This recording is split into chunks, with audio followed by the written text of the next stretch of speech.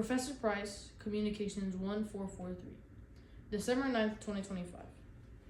What is the cause of evil and suffering? This question has lingered in the thoughts and ideas of many people for centuries. Edith Schaeffer, in her book Affliction, discusses evil and suffering by saying, quote, "Everyone has struggled with the question, why?" Mrs. Schaeffer hits the nail on the head. Evil and suffering are a universal struggle. From the story of Job in the Bible to the thoughts of great philosophers Plato and Socrates, the issue repeats itself repeatedly. Because so many worldviews attempt to answer this universal question, in this speech and essay I will examine how the biblical, Greek, and Roman worldviews, as well as later Christian thinkers like Augustine and Aquinas, explained suffering in order to evaluate which worldview provides the most meaningful understanding of evil and suffering. To begin understanding this topic, we must start with the biblical worldview, which provides the foundation for the Christian explanation of why suffering enters the world. In the biblical view, suffering enters the world because of human disobedience. When Adam and Eve ate the forbidden fruit, they broke the perfect world God had made. D.A. Carson states, quote, "Evil is the primal cause of suffering, rebellion is the root of pain, sin is the source of death," unquote. However, the Bible also teaches that suffering can have purpose. Quote, "Not all suffering is punitive. Some is educative, reforming, or even redeeming," unquote. Suffering can grow faith, deepen character, and draw people back to God. This understanding introduces a hopeful perspective. Even though suffering exists, it can be used by God to accomplish something meaningful.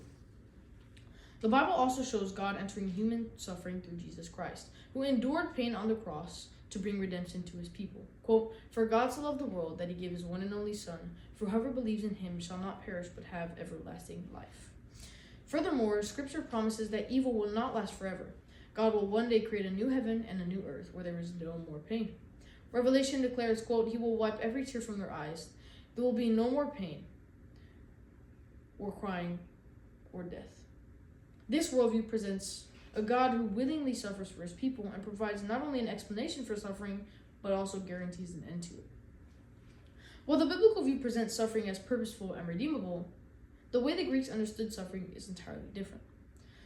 Greek gods are unpredictable, and humans suffer when they go against the gods or when they are perceived as arrogant. In the Odyssey, Odysseus is perceived as arrogant by Poseidon. As a result, Poseidon seeks revenge, making Odysseus' journey home as difficult and prolonged as possible. In another instance, in the Iliad, Achilles is told not to go against Zeus's wishes. His arrogance and withdrawal from battle set the stage for the struggles he faces with divine will and his own fate. The gods were often cruel or indifferent, and humans were just dealing with the consequences of fate or their own pride. Opposite from the biblical worldview, the gods did not have a plan to help humanity, only a plan to please themselves. To further understand this view, we must look back to the era of these philosophers and their cultures. One of the earliest known philosophers was Socrates. Socrates was a famous philosopher born in 469 BC in Athens and dead in 399 BC. Socrates argued that evil and suffering arise from ignorance. He believed that people do not willingly commit wrong acts, but do so because they lack knowledge. As he states, quote, "I am convinced that I never willingly wrong anyone," unquote. This suggests that wrongdoing stems from ignorance, not from a conscious choice to do evil. For Socrates, understanding truth is key to living a virtuous life and avoiding harm. Socrates also emphasized that the key to living a virtuous life is self-examination. Quote, "The unexamined life is not worth living. Without knowledge and reflection, people are bound to live unjustly and cause harm, even if unintentionally." By questioning one's actions and understanding one's motivations, individuals can avoid unawareness and live morally. Through his teaching, Socrates shows that ignorance is the root cause of evil, and only by seeking knowledge can one overcome it. This sets the stage for his student Plato, who expands the concept into a broader explanation of human suffering. Plato was born in Athens and lived from 427 to 347 BC. One of the earliest philosophers to address the cause of evil and suffering was Plato. In the Republic, Plato taught that evil ultimately results from ignorance. People do not do wrong because they knowingly choose evil, but because they lack true understanding of the good. In Book 7, Plato uses the allegory of the cave to illustrate this idea. Plato explains that education is not simply filling the soul with knowledge, but turning the whole soul towards what is real and true. He says, quote, "The ability to learn is present in everyone's soul, and that instrument with which each learns is like an eye that cannot be turned around from darkness to light without turning the whole body," unquote. Without this turning, people remain ignorant, trapped in darkness, and mistake false goods for true ones. The Allegory of the Cave shows how individuals confined to a lack of knowledge perceive only shadows of reality, causing them to make poor choices and suffer as a result. Plato also connects a lack of understanding to injustice in the soul. In Book 4, Plato asks, quote, "Is it not because of ignorance that people engage in factionalism and quarrels with one another?" Unquote. Until the soul is properly turned toward the good, people will continue to make mistakes, suffer, and cause suffering for others. Therefore, Plato, the ultimate root of evil is obliviousness, and true knowledge is path to justice. Yet, even this view could be transformed by Aristotle, who focused less on ignorance and more on human character. However, even Plato's solution, education and enlightenment, cannot remove suffering or deal with evil at its root. After Plato, Aristotle introduces yet another approach, one that emphasizes virtue, character, and human choice as the roots of suffering. Aristotle lived from 384 to 322 BC in Stagira, Greece. Aristotle rejected Plato's theory of forms, believing that reality exists in the world we live in, not in another realm. He argued that evil and suffering arise when people fail to live in harmony with reason and virtue. Humans, for Aristotle, have a purpose: to flourish through living a virtuous life. Evil and suffering come when we fail to develop virtues like courage, temperance, and justice.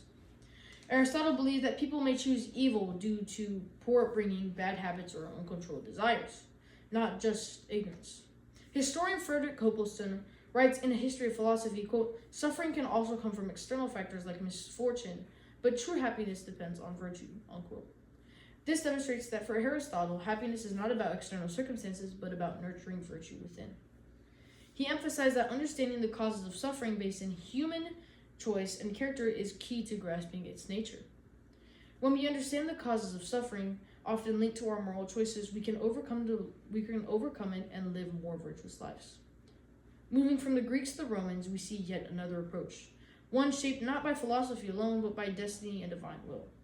In Virgil's Aeneid, suffering is not random, but essential to fulfilling one's destiny. The ancient Romans explained suffering through three key forces: the will of the gods, the power of fate, and pride. The Roman gods were powerful, but not always just. Their motives could be biased, and mortals often suffered as a result of divine conflict. However, fate was even greater than the gods, guiding history towards a destined end. Aeneas, the hero of the epic, is told, quote, "Your fate has been decided, Aeneas," unquote, emphasizing that his hardships are necessary steps on the path to founding Rome. His losses and sacrifices gain purpose because they serve something larger than himself. On the other hand, pride in the face of fate leads only to ruin. Turnus, who resisted himself, declared, quote, "I'll never bow to Aeneas." His pride sealed his fate, and he was ultimately killed by Aeneas. The Romans understood that only by submitting to fate could one fulfill their purpose, while defiance would lead to downfall. This Roman acceptance of suffering as destiny differs sharply from the Christian understanding developed later by Augustine. St. Augustine was a North African bishop and a philosopher whose writings influenced Western views on God, free will, and the nature of evil. He said, "The true cause of evil is found in the human heart, in the choices we make." Augustine did not believe that God created evil. Instead, he saw evil as a kind of absence. Like darkness is the absence of light. He wrote, quote, "When the will abandons what is above itself and turns to what is lower, it becomes evil. Not because that to which it turns is evil, but because the thing that turns itself is wicked," unquote. So, it is not just that the world is evil in itself, it is the direction of our hearts that matters. But Augustine did not stop at explaining evil. He believed God could use suffering to bring about good. Suffering, in his view, could be something that wakes us up. It humbles us, teaches us, and even draws us back to God. It is not something to be avoided. It is something that can shape us, grow us, and remind us that we are not in control of everything. Augustine firmly believed that in pain and suffering, there is hope and purpose. His ideas paved the way for later Christian thinkers such as Thomas Aquinas, who further clarified the relationship between God and suffering. Thomas Aquinas was a 13th century Dominican scholar and one of Christianity's most important theologians. Similar to Augustine, Thomas Aquinas viewed evil not as a thing created by God, but as a lack of good. He wrote, quote, "Evil is the privation of good, and thus evil has no essence, for the essence of anything whereby it is." For Aquinas, God is perfectly good and cannot create evil, but he allows it for his overall divine plan. Aquinas did not just teach the idea, he lived it. He traveled from city to city, teaching, writing, and serving the church. His final words capture his sense of purpose in the midst of struggle. Quote, "I receive thee, ransom of my soul, for I love thee. I have studied and kept vigil, toiled, preached, and taught." Unquote. For Aquinas, even suffering could become meaningful when united to the love of God. Aquinas, like Augustine, demonstrates that Christianity offers not just an explanation for suffering, but a God who transforms it for good. After examining these worldviews, the difference becomes clear. The Greeks and Romans could describe suffering, they could not offer hope. Only fate, ignorance, or the unstable will of the gods.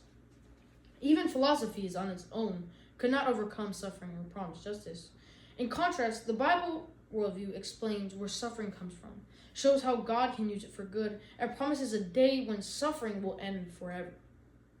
Only Scripture presents a God who enters our pain, redeems it through Christ, and guarantees restoration. For this reason, the biblical worldview is the only one that offers true and lasting hope in the face of evil and suffering.